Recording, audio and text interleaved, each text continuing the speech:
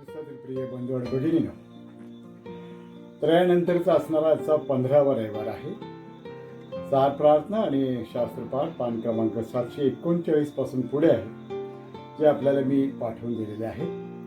आणि निश्चितच आपण सर्वांनी याच्यावरती हे वाचन केलं असेल आणि याच्यावरती थोडा बहुत मनाने चिंतन केलं असेल. सार प्रार्थना पान क्रमांक 739 वरती लिहिलेली आहे. आणि ही सार प्रार्थना अशी आहे की हे प्रभू, तू आपल्या अखंड दयेने आपल्या एक्लेसियाचे रक्षण कर. विनंती आहे प्रभूला, देवाला, की हे परमेश्वरा, आपल्या अखंड दयेने आपल्या एक्लेसियाचे म्हणजे चर्च, युनिव्हर्सल चर्च. कारण का तर मानव प्राणी दुर्बल असल्याने तुझे सहाय्य नसेल, देव बापाचं जर सहाय्य नसेल तर मानव प्राणी हा दुर्बल आहे, मूळतःच दुर्बल आहे. आणि मग त्याचा धोका असा आहे की तर तो पतित होईल, त्याचं पतन होईल. आणि म्हणून अशी विनंती पुढे आहे. आणि म्हणून जे काही बाधक असेल, त्रासदायक आध्यात्मिक जीवनासाठी, दररोजच्या जीवनासाठी, वैयक्तिक जीवनासाठी, आमच्या सामाजिक जीवनासाठी, मंडळीच्या जीवनासाठी जे काही बाधक असेल त्यापासून आमचं रक्षण व्हावं, त्या बाधक गोष्टीपासून आमचं रक्षण व्हावं. आणि जे काही आमच्या तारणास साधक असेल, तारणाला साधक आमच्या असणाऱ्या प्रॉफिटेबल टू सल्वेशन असं म्हणतात. Things which is profitable to our salvation, ते आम्हाला मिळावं. जे काही कारणाला साधक असेल ते आम्हाला मिळावं, म्हणून आम्हाला सहाय्य कर. अत्यंत नम्र आणि दीन अशी प्रार्थना आहे. परमेश्वर आमचं सहाय्य करावं, आमच्या एक्लेसियाचं त्यानं रक्षण करावं. आणि एक्लेसियाचं रक्षण करत असताना फक्त पर्टिक्युलर चर्चसाठी बोललेलं नाही, परंतु ॲज अ युनिव्हर्सल चर्च. आणि मानव प्राणी दुर्बल आहे, त्याची असणारी दुर्बलता, स्वभावताच तो दुर्बल असल्यामुळे तो पतित होईल. आणि ह्या पतित होण्यापासून राखण्यासाठी किंवा पतन होण्यापासून राखण्यासाठी जे काही साधक असेल, जे काही आमच्या तारणाला योग्य असेल ते आम्हाला तू पुरव, आणि बाधक असेल ते आमच्यापासून दूर कर. अशा प्रकारची प्रार्थना या ठिकाणी आपण सार प्रार्थनेमध्ये केलेली आहे. शास्त्र पाठाकडे बघत असताना यहोशुवाचा ग्रंथ याचा 24वा अध्याय 14 ते 25 ही वचनं, गलातियरास पत्र याचा 6वा अध्याय 11 ते 18 ही वचनं, आणि संत मत्तई कृष्णवर्तमान याचा 6वा अध्याय 24 ते 34 याचं वाचन आपण केलं आहे. आणि या ठिकाणी जुन्या करारामध्ये आपण जेव्हा बघत असतो, यहोशुवाचं पुस्तक याचा 24वा अध्याय 14 ते 25 पर्यंतची वचनं आपण ऐकली. त्यामध्ये असं म्हटलेलं आहे की यहोशुवा मोशेच्या लिडरशिप नंतरचा असणारा हा ग्रेट लीडर, एक चांगला असा पुढारी या ठिकाणी या इस्रायली लोकांना मिळालेला आहे. आणि यहोशुवाचं असणारं भाषण या इस्रायली लोकांच्या पुढे आहे 23व्या अध्यायामध्ये. आणि 24व्या अध्यायामध्ये अखेरचा निरोप यहोशुवाचा आपल्याला पाहायला मिळतो. तर या ठिकाणी यहोशुवा या सर्व लोकांना जी काही परिस्थिती झाली त्याविषयीचा असणारा सर्व वृत्तांत या ठिकाणी तो सांगत आहे. आणि या लोकांना तो आवाहन करत आहे, आणि या लोकांशी तो बोलत आहे की यापुढे तुम्ही कशा प्रकारे वागणार आहात हे तुम्ही आत्ताच ठरवा. आपण जरी दुर्बल असलो, आपण मानव प्राणी आहोत, आपण जरी दुर्बल असलो तर परमेश्वर आमचं जर सहाय्य होत असेल तर आम्ही पतित होणार नाही, असं सार प्रार्थनेमध्ये असणारं सार आपल्याला पाहायला मिळतं. आणि हेच या ठिकाणी यहोशुवा सांगत आहे. आणि मग 14व्या वचनामध्ये असं म्हणतो, तर आता परमेश्वराचं भय धरा.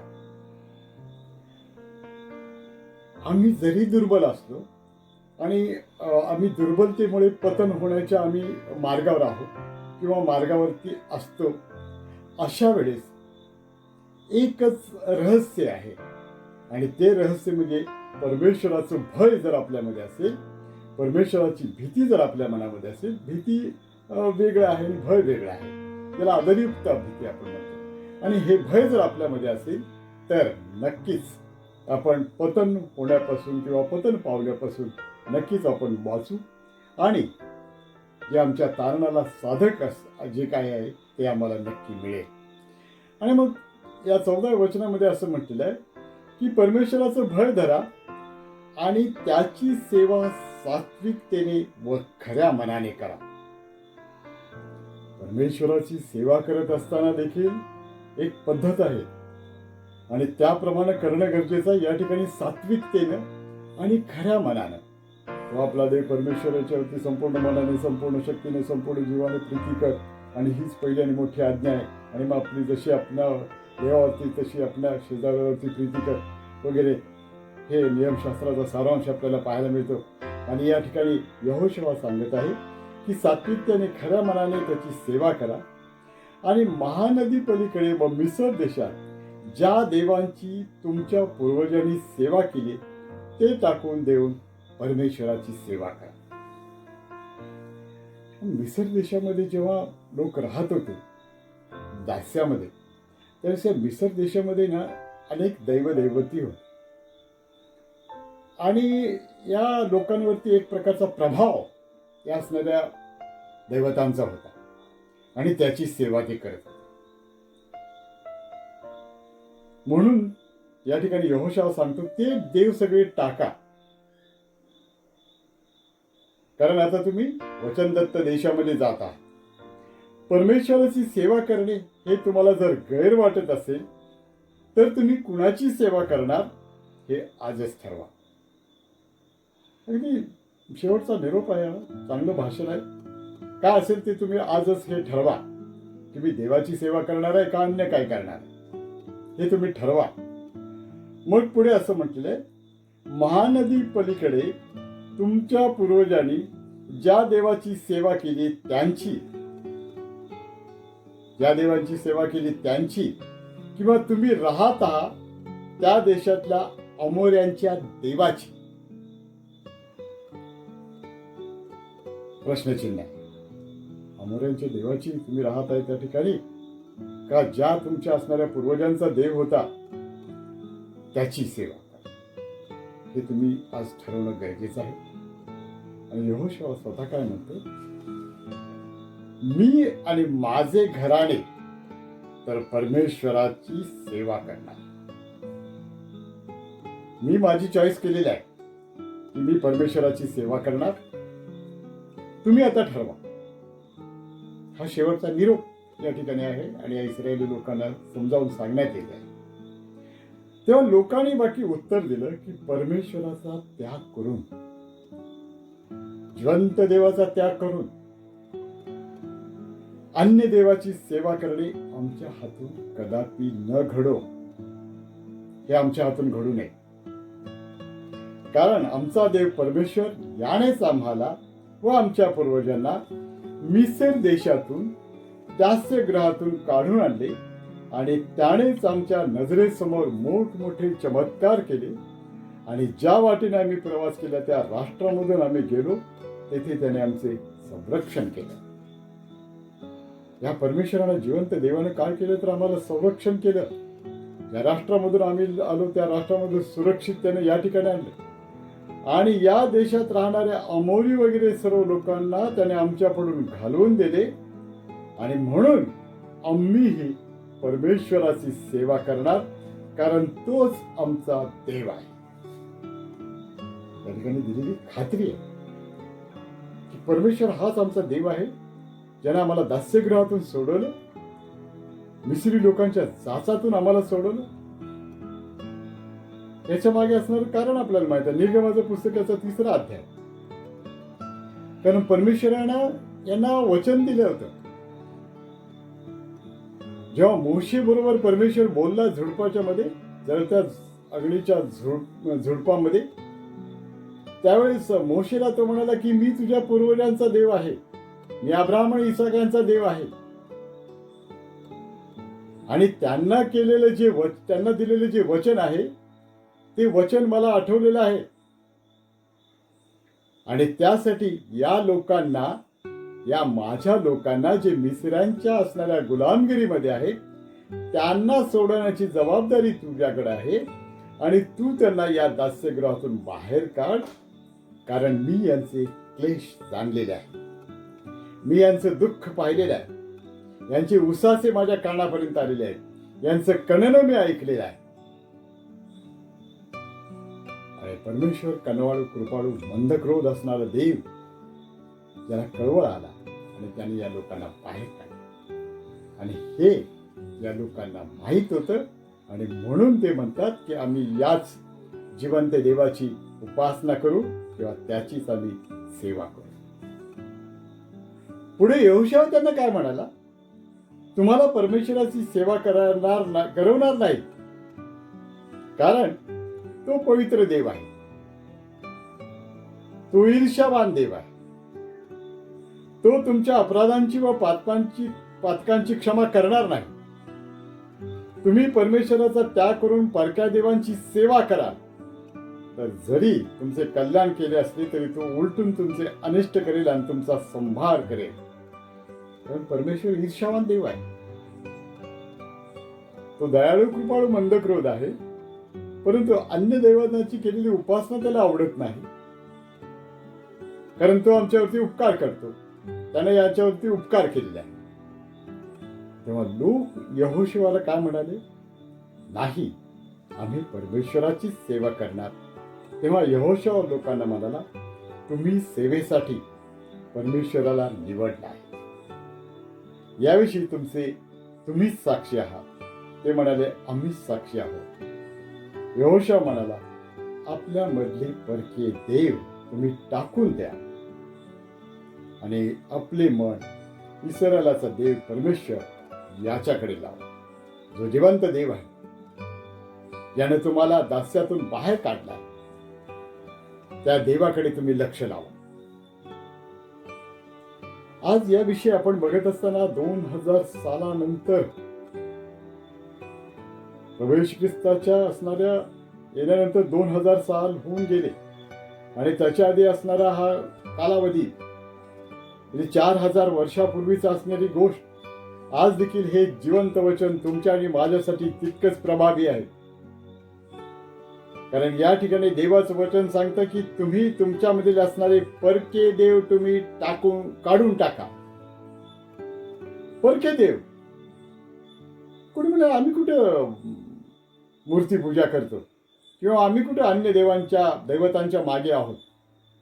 नाही, आम्ही आहे अन्य दैवतांची आम्ही उपासना करतो. आणि सर्वात अन्य दैवत जर कोणतं असेल तर मी स्वतः आरशापुढे उभा राहतो मी, आणि मी स्वतःला तयार करतो. किती वेळा उभा राहतो हे पण महत्वाचं आहे. कशा प्रकारे उभा राहतो, किती वेळ मी घालवतो आरशापुढे, आणि मग मी माझी पूजा करतो. त्यानंतर बरेचशा अशा परक्या गोष्टी आहेत, परके देव आहेत. टेलिव्हिजन सेट आहे, ज्याला इडियट बॉक्स असं म्हणतात, मोबाईल, आणि मोबाईलमध्ये असणारे निरनिराळे ऍप्स, याची आम्ही किती वेळ पूजा करतो, या अन्न दैवतांची आम्ही किती वेळ पूजा करतो. आणि म्हणून माझ्या ख्रिस्तातील प्रिय बंधू आणि भगिनीनो, जी सार प्रार्थना आपण केली त्यामध्ये असं म्हटले की तुझ्या अखंड हृदयाने आपल्या एक्लेसियाचे रक्षण कर. आणि एक्लेसियाचा असणारा अविभाज्य घटक मी आहे, आपण आहोत. आणि म्हणून हे परमेश्वरा माझं रक्षण कर. कारण का? तर मी मानव प्राणी आहे आणि मी दुर्बल आहे. दुर्बलता असणं हा मानवाचा असणारा स्थायी भाव आहे.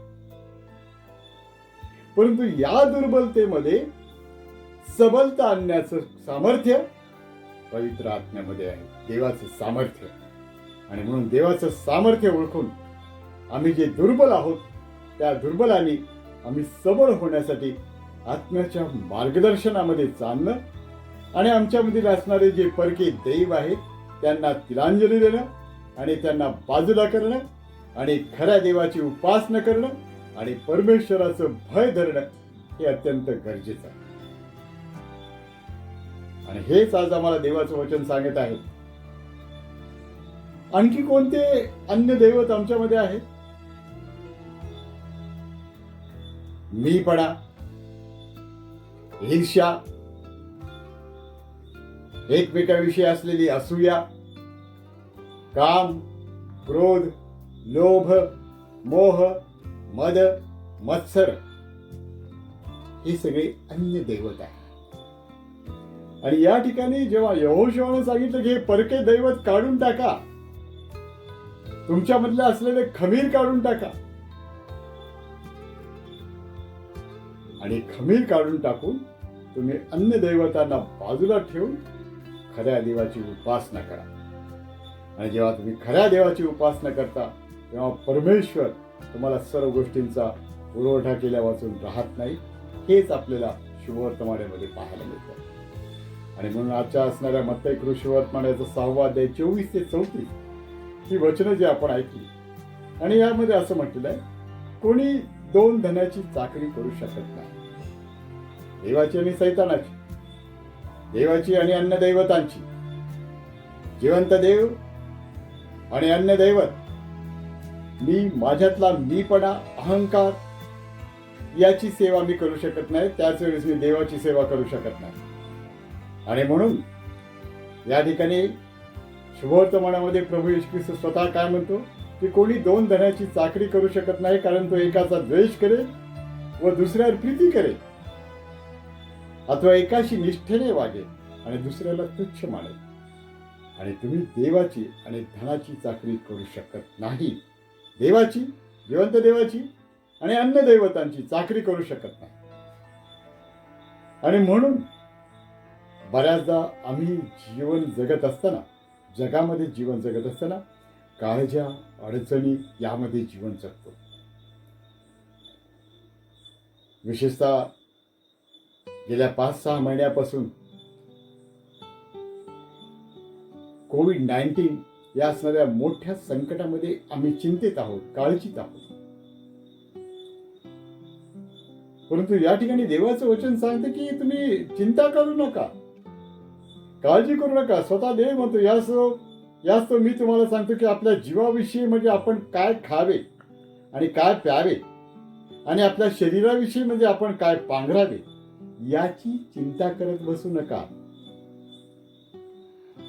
कोविड-19 शेजारी झालाय, मला पण होईल, आणि मग माझ्या लेकरा बाळांचं माझं कसं होईल, हे विचार करू नका, याची चिंता करू नका. कारण परमेश्वर आमच्या संगती आहे. देवाचं वचन आमच्यामध्ये राहणं गरजेचं आहे. देवाच्या वचनाप्रमाणे राहणं गरजेचं आहे. आणि म्हणून चिंता आणि काळजी न करत बसता, या कोविड-19 या असणाऱ्या दैवताची उपासना न करता किंवा त्याच्याविषयी सारखं विचार न करता खऱ्या देवाला आपल्या सामोरं ठेवणं अत्यंत गरजेचं आहे. आणि म्हणून या ठिकाणी प्रभू येशू काय म्हणतो, आपण काय पांघरावे याची चिंता करत बसू नका. अन्नापेक्षा जीव आणि वस्त्रापेक्षा शरीर अधिक नाही का?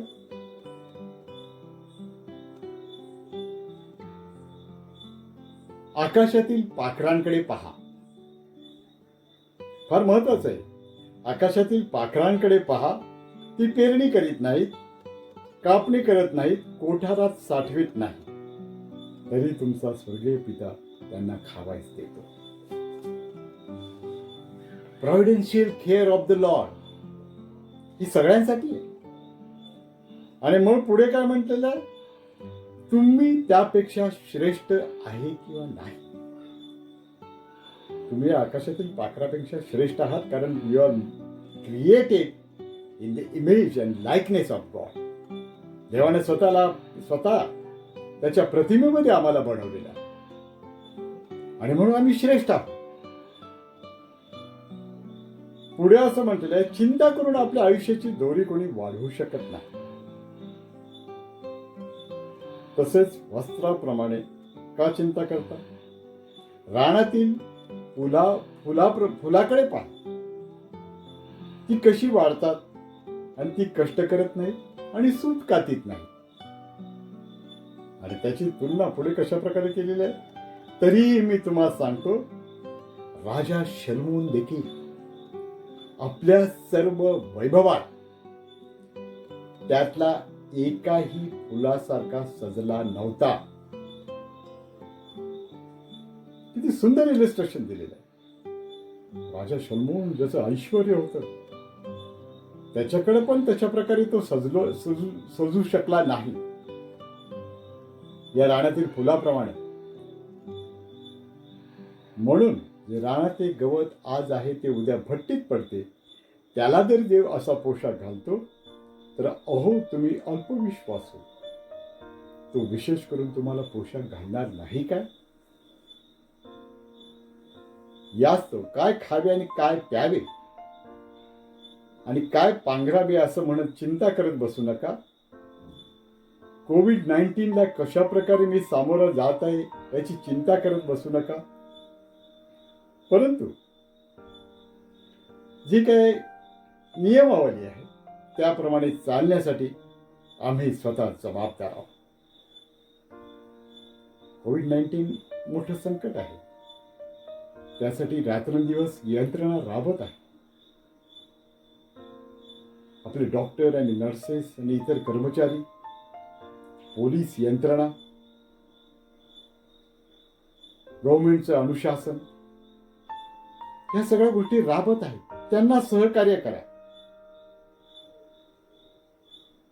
आणि जी नियमावली दिली आहे त्या नियमावलीप्रमाणे जा. चिंता करत बसू नका, कारण तुम्हाला या सर्व गोष्टींची गरज आहे. तुमचा स्वर्गीय पिता जाणून आहे की कोविड-19 मधून या माझ्या लेकराला बाजूला करायचं आहे, त्याला सुरक्षित ठेवायचं आहे. ही चिंता परमेश्वराला आहे, याची काळजी परमेश्वराला आहे आणि त्याप्रमाणे तो तुम्हाला निरोगी ठेवणारा देव आहे. कारण तो आमच्या अपराधामुळे घायल झाला, आम्हाला शांती देणारी शिक्षा त्याला झाली आणि त्याला बसलेल्या फटक्याने आम्हाला आरोग्य प्राप्त झालं. हा विश्वास आमच्यामध्ये दृढ असणं अत्यंत गरजेचं आहे. आणि म्हणून माझ्या ख्रिस्ताचे प्रिय बंधू आणि भगिनी, चिंता आणि काळजा करत न बसता पहिल्याने त्याचे राज्य आणि नीतिमत्व मिळण्यासाठी आपण झटलं पाहिजे. म्हणजे त्याच्याबरोबर याही गोष्टी आम्हाला नक्कीच मिळतील आणि हा देवाचा असणारा आशीर्वाद आहे.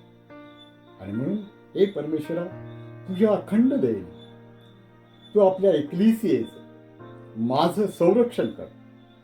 मी दुर्बळ मानव प्राणी आहे आणि मग तुझं जर सहाय्य नसेल तर मी पतित होईल, माझा नाश होईल. परंतु आम्ही भस्म झालो नाही ही देवाची दया आहे. कारण त्याच्या करुणेत कधी खंड पडत नाही, ती दररोज सकाळी नवी होते. आणि या दयेमध्ये जगण्यासाठी आपण परमेश्वराला समर्पित असे जीवन जगूया आणि प्रभू करू. आणि तशा प्रकारचे जीवन जगण्यासाठी परमेश्वर तुमचं आणि माझं सहाय्य करू. आमच्यामधील असणारे अन्य दैवत याचा आम्ही त्याग करून खऱ्या जिवंत देवाला सामोरं जाणं आणि त्याला समर्पित असं जीवन जगण्यासाठी पिता आणि पुत्र आणि पवित्र आत्म्याच्या नावामध्ये परमेश्वर आम्हा सर्वांचं सहाय्य करू. प्रार्थना करूया. हे अत्यंत थोर दयाळू देवा, कारण एक बार आम्ही तुझ्या नावाला धन्यवाद देतो. तू गौरव पिता आहेस आणि सर्व प्रकारची काळजी वाहतोस, म्हणून आम्ही तुझ्या नावाला धन्यवाद देतो. आम्ही दुर्बल आहोत तरी पण गौरव पिता तुझ्या आत्म्याच्या सामर्थ्यामध्ये तू आम्हाला चालव आणि तुझ्यावरील बापा विश्वासामध्ये तू आम्हाला स्थिर ठेव.